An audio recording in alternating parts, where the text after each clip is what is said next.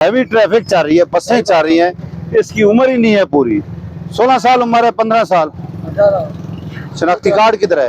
ये तो भाई चला है, वो भाई चलाता है, लेकिन इस वक्त तो आप चला रहे हैं ना, भाई तो नहीं चला रहा ना। देखो आप ये कहता है भाई चला रहा है, लेकिन इस वक्त तो ये खुद चला रहा है ना। ये खुद क्यों चलाता है? भाई को चलाने दे। हैं ये चोरी निकाल के ले आते हैं। ले जा रहा है ना, चकवाल क्या हुआ? अच्छा चलो, ये खान उसको चौकी के अंदर करो, मैं आ रहा हूँ, ले चलो इसको। ना ना ना ना, ये देखे जी रोड के ऊपर पोस्टर खड़े की हुई है। इनका बकायदा एक अड्डा बना हुआ है। इनका काम है जब ये आते हैं तो सीधा अड्डे में लेके जाएं। रोड पे गाड़ी खड़ी नहीं करनी चाहिए इनको।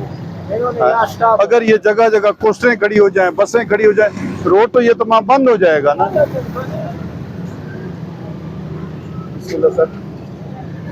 चेयरमैन साहब क्या हाल है?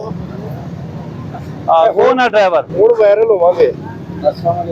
कौन है ड्राइवर? आप हैं? खराब है सर। मैं कह रहा हूँ ड्राइवर कौन है? लाइसेंस दिखाए ना अपना। और लाइसेंस किधर है आपका? गल करन करियो। सांस ही देने लगा।